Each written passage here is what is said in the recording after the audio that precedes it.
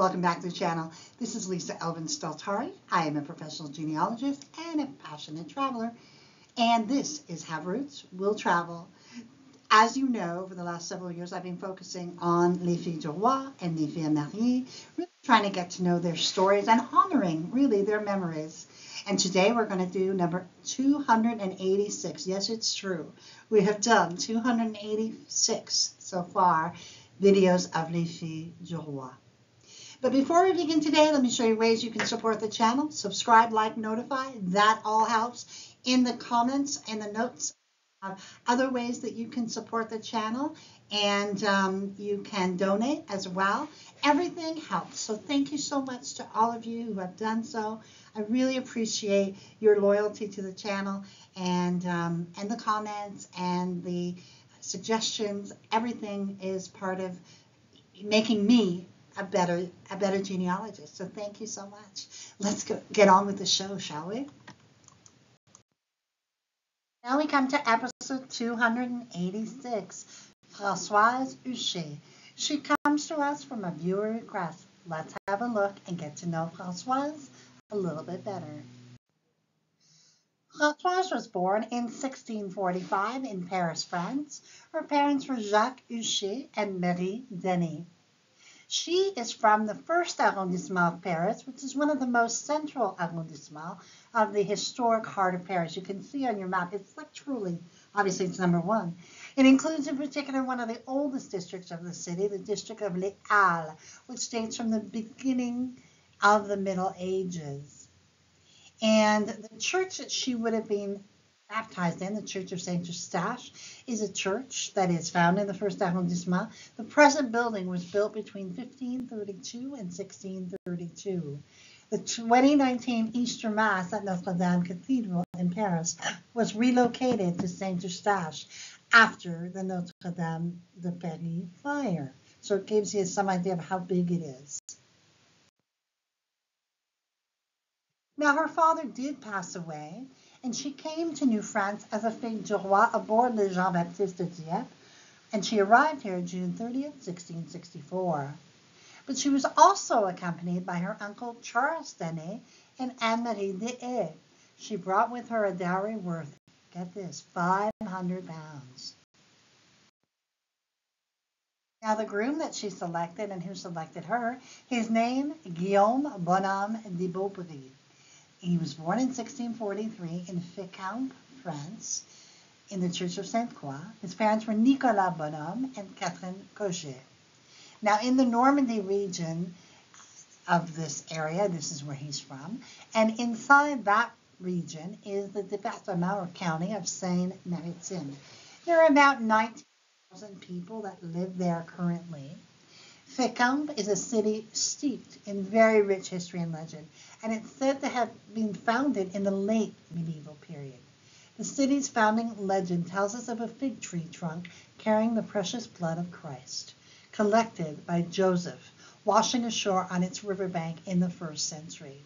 The event led to a miraculous fountain of holy blood gushing forth, attracting numerous medieval pilgrims and enhancing the city's reputation. The monks justify the name Fysicampus as the camp of the fig tree. In the 7th century, Saint-Léger found refuge in Fécamp during his exiles. The city's significance grew in 932 when William of Normandy established a castle that served as a residence of the Dukes of Normandy that you can see on the bottom of your screen there. This castle witnessed the births of many Norman dukes, including Richard I and II. The city's community system was granted by King John of England in 1202. However, the city faced devastation in 1410 when it was destroyed by the English, only to be freed from English occupation in 1449. Fécamp's involvement in the wars of religion ended in July of 1593 when Captain de Boisrosy rallied the city to Henry IV of France following his conversion to Catholicism. It also holds a significance of history for England, as it was the landing site of Charles II of England in October 1651, following his defeat at the Battle of Worcestershire by Cromwell. Thus, Fécamp stands as a testament to the entwining histories of both France and England, and it was shaped by religion, royalty, and absolutely resilience. So I just love the story. I had to share this history because you go down these rabbit holes when you're researching, and this was just wow. I'm like, this is going on the bucket list. Absolutely. Here's a little backstory to why Guillaume was born in France, but his parents, if you do the research, were actually married in New France. Marie Gourget was actually a fille mariée, and I have posted the link to the episode that I did on her and her family.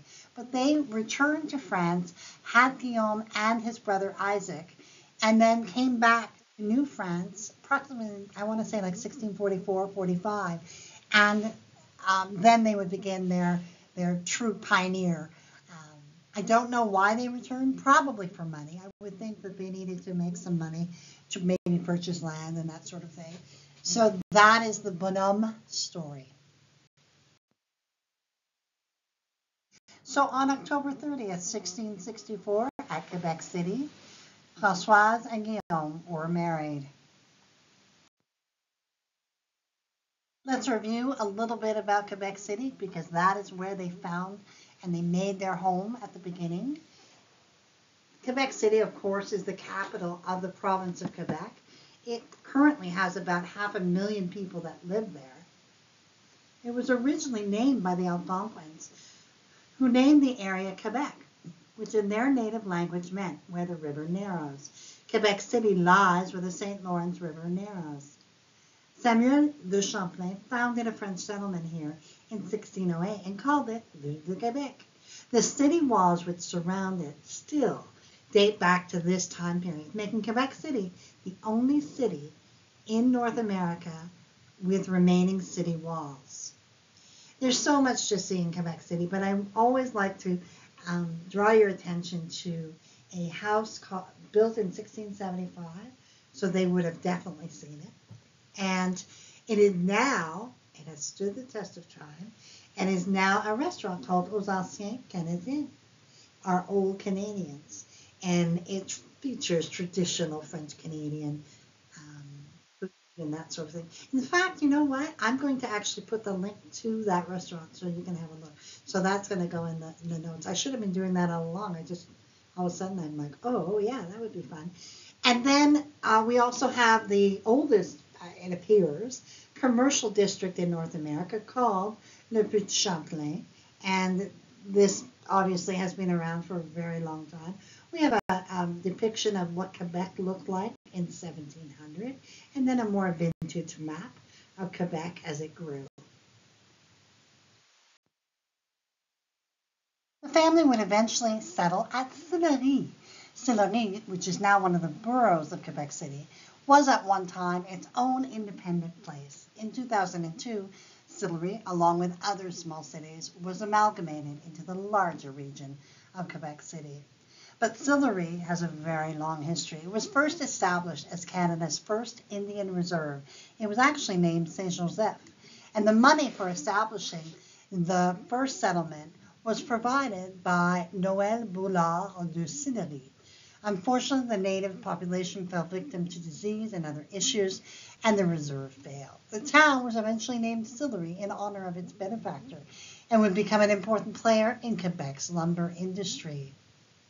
On the upper left of your screen is a picture of Sillery's riverfront. I've included a map of where Sillery is and also how it has become amalgamated within Quebec City in 2002. Now, the bottom right is the Maison des Jésuites de Sillery, or the Jesuits' House of Sillery. A fort was created here in the mid-1600s and would have been present during their time. This actual house was the one built after the fort burned down twice and dates from 1703 to 1730 for construction. Let's have a look at the 1666 census. We find Guillaume and Francoise basically newly married with their young son, Nicolas, who is 3 months old. In the 1667 census, a year later, we have Guillaume, who is 24, his wife, who has remained the same age at 22, and Nicolas, who has shot up to 2 years of age. We have one tête de bétail, which is like a cattle, and then a head of cattle, and then we have 8 alpavala, about 6 acres of land. Go on to have 12 children. Nicolas would marry Louise Cloutier and have 8 children, 5 of whom made it to adulthood. Guillaume would die at 58 in 1725 in a place called New Orleans. I wasn't able to get more information on this, but I don't want to go down that rabbit hole. But if anyone has any information, email me or put it in the comments below. Appreciate that. Marie-Francoise would die at 12 years of age. Anne would marry Jean Momeny and have 1 child with him who made it to adulthood, and then would marry Nicolas Bailly and would have 2 children with him, both of whom made it to adulthood. Joseph would pass away without proof of any marriage or descendants, and he died in Tadoussac, Quebec, and that is pretty remote, and so it is possible that there are some descendants that we weren't able to ascertain. Marguerite Françoise would die at 7 years of age. Marie-Madeleine would die at 6 years of age. François married Marie-Jeanne Larue and had 5 children, 3 of whom made it to adulthood. Catherine would not marry. Catherine Joseph would marry Sébastien Léonard and would have 5 children, all of whom made it to adulthood. Jean would become an engagé West. Again, we do not know if he had any descendants or not. Marie-Agnes would marry Noël Rouleau and would have 2 children, both of whom made it to adulthood. She would then marry François de Sales Léonard and would have 4 children, all of whom would make it to adulthood. François was actually Sébastien's nephew, so that's kind of an interesting twist. And Françoise's mother was a Canadian Indigenous woman. So if this is your particular link, you can absolutely claim that heritage. In 1681, we have the census and we find Guillaume at 37, his wife at 35, his children Nicolas, Anne, Joseph, Madeleine, Guillaume, and then they have 1 gun, 1 shotgun, I guess a pistolet, it's like one is a shotgun, 1 is a gun, 4 Bithec, I don't often see that by the way, 4 Bithecon, which is like 4 goats or 4 horned animals, and 15 arpents, about 12 acres of land. Now remember that Guillaume comes from that very prominent family of the Bonhommes, and he would eventually become a seigneur when he was granted a fief, which is kind of a slice of a seigneurie. It was called Belair, but it was also called Bonhomme, which was right behind, if you want to kind of situate it, Saint-Augustin de Dommar. So that gives you an idea.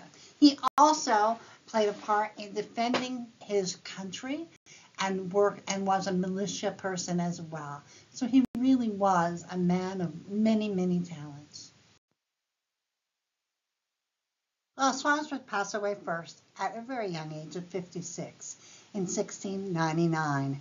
Guillaume would follow her 10 years later. When Françoise would pass away, she and Guillaume had been married 35 years. And descendancy of only 54 descendants, but as of 1729. But obviously that has continued on to this day because we have the viewer who requested his grandmama's information. Or her, I'm not sure if it was a her or him. I'm going to repeat this information that I had posted on the Filles Mariées episode of Nicolas Bonhomme and his wife, Catherine. But this gives information on the family. So I thought that would be of interest to those of you who this is your great-grandfather as well. And it's part of the Thomas Laforest series of books. If you're able to get your hands on it, this is volume 16. But if you're not able to get it, you can find it on the Facebook group. It's a private Facebook group, Our Free French Canadian Ancestors. You sign up and they give you, if you're signed up and accepted and all that, which isn't that hard, they will give you access to the files. And it really is quite remarkable. So please use that fabulous resource. Every now and then I like to make sure to show you how the variations of a name can come. So remember that it's Bonhomme de Beaupré, and then Bonhomme, you can see that, or it could be Dulac, remember, Beribeau, Belair, remember that was their the fief that he got, brisé, courchaine, déshabillé, désert, fortin, and exhabillé. So these are usually things where they stick a D name on at some level, somewhere in the generations.